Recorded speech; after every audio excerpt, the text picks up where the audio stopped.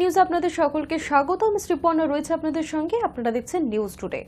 সাত সকালে চাঞ্চল্য উত্তর 24 পরগনার দেগঙ্গা চৌরাশিয়া গ্রাম পঞ্চায়েতের তৃণমূল প্রধান বাপ্পা মণ্ডলের বাড়ির পাঁচিলে একেবারে মিষ্টির প্যাকেটের মধ্য থেকে উদ্ধার বোমা। সাত সকালে তৃণমূল নেতার বাড়ির দরজায় মিষ্টির বাক্স, আর সেই বাক্স খুলতেই চক্ষু চড়ক গাছ। কারণ মিষ্টির বাক্সে মিষ্টির বদলে রয়েছে দুটি তাজা বোমা। কে বা কারা তৃণমূল প্রধানের বাড়িতে বোমা পাঠালো তা নিয়ে শোরগোল পড়েছে দেগঙ্গা চৌরাশিয়া পঞ্চায়েত এলাকায়। তদন্ত শুরু করেছে পুলিশ। তবে এই ঘটনা দেখে ওয়াকিবহল মহলে প্রশ্ন, তবে কি ফের বাংলায় ফিরছে পার্সেল বোমা কালচার? দেগঙ্গা চৌরাশিয়া পঞ্চায়েত প্রধান বাপ্পা মণ্ডল বুধবার সকালে তার বাড়ির দরজা খুলতেই দেখা যায় সিঁড়ির উপর রঙিন কাগজে মরা একটি বাক্স রাখা। বিষয়টি নিয়ে সন্দেহ হওয়াতেই সঙ্গে সঙ্গে পরিবারের বাকিদের ডাকা হয়। তারা এসে রঙিন কাগজ খুলতেই দেখতে পান ভিতরে একটি মিষ্টির বাক্স রাখা রয়েছে, আর সেই বাক্স খুলতেই চক্ষু চড়ক গাছ। কারণ ভিতরে রাখা দুটি তাজা বোমা। কে বা কারা কি উদ্দেশ্যে এই বাক্স পাঠালো তা এখনো স্পষ্ট নয়। খবর পেয়ে ঘটনাস্থলে আসেন দেগঙ্গা থানার পুলিশ। তদন্ত শুরু হয়েছে। পঞ্চায়েত প্রধান বাপ্পা মণ্ডলের আশঙ্কা, রাজনৈতিক বিরোধী শিবির ভয় দেখাতেই বোমা পাঠিয়েছে। তবে এভাবে ভয় দেখানো সম্ভব নয় বলেও দাবি তার। এদিকে মিষ্টির বাক্সে বোমা পাঠানোর কায়দা দেখে একটাই প্রশ্ন ঘুরছে স্থানীয়দের মনে, তবে কি পার্সেল বোমা কালচার ফিরল বাংলায়? রাজ্যের 9 দশকে স্পষ্ট হয়েছিল এই পার্সেল বোমা কালচার। ডাক মাধ্যমে পার্সেল পাঠানো হতো, তার ভিতরে থাকতো বোমা, আর পার্সেল খুলতেই বিস্ফোরণ। Hi news Network. জল যন্ত্রণার পর এবার জঞ্জাল যন্ত্রণা। আবর্জনা নিয়ে ফের গোলমাল হাওড়ায়। বেলগাছিয়ার ভাগাড়ে ময়লা ফেলতে নিষেধ করেছেন পুরমন্ত্রী, আর তার জায়গায় কোথায় আবর্জনা ফেলা হবে সেই জায়গাও নির্বাচন করে দিয়েছে প্রশাসন, কিন্তু তাতেও বাধল বিপত্তি। ফের আবর্জনা নিয়ে গোলমাল হাওড়ায়। বেলগাছিয়ার ভাগাড়ে ময়লা ফেলতে নিষেধ করেছেন পুরমন্ত্রী ফিরহাদ হাকিম। নতুন করে কোথায় আবর্জনা ফেলা হবে সেই স্থানও নির্বাচন করে দিয়েছে প্রশাসন। বুধবার সকালে সেখানে ময়লা ফেলতে গিয়ে বাধার মুখে পড়লেন হাওড়ার পুরসভার কর্মীরা। দীর্ঘক্ষণ ধরে দাঁড়িয়ে থেকেও ফিরে যেতে হলো 20টিরও বেশি জঞ্জাল বোঝাই গাড়িকে। স্থানীয় বাসিন্দাদের একটাই দাবি, এই এলাকায় জঞ্জাল ফেলা যাবে না। মঙ্গলবারই পুরমন্ত্রী নির্দেশ দিয়েছিলেন বেলগাছিয়ার ভাগাড়ে আর আবর্জনা না ফেলে হাওড়া পৌরসভার 47 নম্বর ওয়ার্ডে পুলিশ একাডেমি ও হিন্দি বিশ্ববিদ্যালয় ফুটবল একাডেমির পাশে সুয়ারেজ ট্রিটমেন্ট প্ল্যান্টের ফাঁকা জমিতেই মাস দেড়েকের জন্য জঞ্জাল ফেলা হোক। সেই মতো মাঝরাত থেকে প্রস্তুতিও শুরু করেছিল পৌরসভার সাফাই বিভাগ। বুধবার সকাল থেকে আবর্জনা বোঝাই 20টির বেশি গাড়ি আরও পাড়ার নির্ধারিত জায়গায় এসে সার দিয়ে দাঁড়িয়ে পড়েছিল, কিন্তু শেষ পর্যন্ত এলাকার বাসিন্দারা বিক্ষোভ দেখিয়ে সব গাড়িগুলি রাস্তাতেই আটকে দেন। প্রবল বাধার মুখে পড়ে শেষ পর্যন্ত পৌরসভার গাড়িগুলি আবর্জনা না ফেলেই ফিরে যেতে বাধ্য হয়, আর এই নিয়েই এলাকায় তীব্র উত্তেজনা ছড়ায়। পৌরসভার পদস্থ আধিকারিকরা ঘটনাস্থলে পৌঁছন। স্থানীয় বাসিন্দাদের অভিযোগ, যে জমিতে আবর্জনা ফেলার ব্যবস্থা করা হয়েছে সেখানে বয়স্ক মানুষজন প্রাতঃভ্রমণ করতে আসেন, ফলে এই এলাকায় জঞ্জাল ফেললে সমস্যা হবে, তাদের স্বাস্থ্যের অবনতি হবে। হাওড়ার প্রাত্যহিক কয়েক টন আবর্জনা কোথায় ফেলা হবে তা নিয়ে এখন ধোঁয়াশা তৈরি হয়েছে। এখনো 20টি গাড়ির জঞ্জাল ফেলার ব্যবস্থাই করা যায়নি। High news network. মগরাহাটে বড় অভিযান পুলিশের। পাচারের আগেই উদ্ধার কোটি টাকার মূল্যের মাদক। মাছের ক্রেটের মধ্যে লুকিয়ে মাদক পাচারের চেষ্টা চলছিল, কিন্তু পুলিশি অভিযানে শেষ পর্যন্ত তা বানচাল হয়। উদ্ধার হলো কোটি টাকার বেশি মূল্যের মাদক। চাঞ্চল্যকর ঘটনাটি ঘটেছে দক্ষিণ 24 পরগনার মগরাহাটে। ঘটনায় এক ব্যক্তিকে আটক করা হয়েছে। মাদক পাচারের সম্ভাবনা আছে। গোপন সূত্রে সেই খবর আসে ডায়মন্ড হারবার জেলার পুলিশের কাছে মঙ্গলবার গভীর রাতে। তারপরেই অভিযান শুরু করে মগরাহাট থানার পুলিশ। মগরাহাটের ধামুয়া মাগুরপুকুর রোডে শুরু হয় তল্লাশি অভিযান। ওই রাস্তায় যাওয়া গাড়িগুলিকে থামিয়ে চলছিল চেকিং। সেই সময় একটি ছোট ম্যাটাডোর গাড়ি এসে দাঁড়ায়। মাছ নিয়ে যাওয়া হচ্ছে বলে জানানো হয়েছিল। পুলিশ তল্লাশির কথা বললেই গাড়ি চালক পালিয়ে যায়, ফলে পুলিশের সন্দেহ আরও দানা বাঁধে। গাড়ির ভিতরে তল্লাশি চালাতেই চক্ষু চড়ক গাছ হয় তদন্তকারীদের। মাছের ক্রেটের মধ্যে সাজানো ছিল থরে থরে প্যাকেট। মাছের ক্রেটের আড়ালে ওই প্যাকেটে মাদক নিয়ে যাওয়া হচ্ছিল। তার বুঝতে সমস্যা হয়নি পুলিশের। কয়েক কুইন্টাল মাদক উদ্ধার হয়েছে, যার আনুমানিক বাজার মূল্য কোটি টাকার উপরে। তেমনই জানিয়েছে তদন্তকারীরা। চালক পালিয়ে গেলেও গাড়ির মধ্যে একজন উপস্থিত ছিল, তাকে আটক করে জিজ্ঞাসাবাদ চালাচ্ছে তদন্তকারীরা। প্রাথমিকভাবে জানা গিয়েছে উড়িষ্যা থেকে ওই মাদক নিয়ে আসা হচ্ছিল। কোথায় সেই মাদক পাচার হচ্ছিল, পাচারের সঙ্গে কারা জড়িয়ে আছে সেই বিষয়ে জানার চেষ্টা চলছে। এত বিপুল পরিমাণ মাদক উদ্ধার বড় সাফল্য বলেই দাবি করছে পুলিশ ও প্রশাসন। High news network. 26শে মার্চ অর্থাৎ বৃহস্পতিবার থেকে শুরু হচ্ছে মতুয়াদের ঐতিহ্যবাহী বারুণী মেলা। পুণ্য স্নানের জন্য বিপুল ভক্ত সমাগমের আশা করছে মেলা কমিটি। তাই মেলায় যেতে ভক্তদের সুবিধার জন্য বিশেষ ট্রেন চালানোর ঘোষণা করল রেল। বৃহস্পতিবার 26শে মার্চ থেকে ঠাকুরনগরে শুরু হচ্ছে মতুয়াদের ঐতিহ্যবাহী বারুণী মেলা। প্রতিবারের মতো এবারও পুণ্য স্নানের জন্য বিপুল ভক্ত সমাগমের আশা করছে মেলা কমিটি। তাই মেলায় যেতে ভক্তদের সুবিধার্থে বিশেষ ট্রেন চালানোর ঘোষণা করল রেল। বাংলা ছাড়াও বিভিন্ন রাজ্য থেকে মতুয়া ভক্তরা এই মেলায় যোগ দিতে আসেন। তাদের কথা ভেবেই বিশেষ ট্রেনগুলি চালু করা হলো বলে রেল সূত্রে খবর। মেলা চলবে 7 দিন ধরে। মেলার দিনগুলিতে সব মিলিয়ে 8টি লোকাল ট্রেন এবং 4টি বিশেষ মেল ট্রেন চালানোর ঘোষণা করা হয়েছে রেলের তরফে। রেল সূত্রে জানা যাচ্ছে বারুণী মেলা উপলক্ষে ঠাকুরনগর পর্যন্ত 8টি লোকাল ট্রেন ছাড়াও কাঠগোদাম, লামডিং, জগদ্দলপুর ও আলিপুরদুয়ার থেকে 4টি বিশেষ মেল এক্সপ্রেস চালানো হবে। 4টি আপ ও 4টি ডাউন লোকাল চলবে ঠাকুরনগর থেকে গেদে, লালগোলা, ক্যানিং ও নামখানার মধ্যে।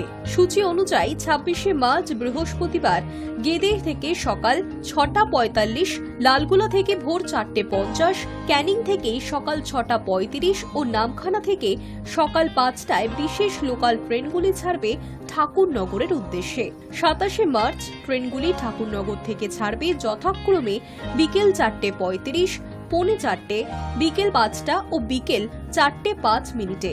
এক্সপ্রেস ট্রেনের ক্ষেত্রে 26শে মার্চ কাঠগোদাম থেকে সকাল 10টা, সকাল 8টার সময় জগদ্দলপুর থেকে ঠাকুরনগরের উদ্দেশ্যে ছাড়বে 2টি বিশেষ ট্রেন। 27শে মার্চ কেসিঙ্গা থেকে 4:10 ছাড়বে আরও 2টি বিশেষ ট্রেন। মতুয়া মহাসংঘের কেন্দ্রীয় কমিটির সাংগঠনিক সম্পাদক জহর বিশ্বাস জানিয়েছেন, মহারাষ্ট্রের মালকানগিরি, আশ্রীধাম, দিল্লি, বিহার, ত্রিপুরা, আসাম থেকে হাজার হাজার ভক্ত আসেন ঠাকুরনগরে।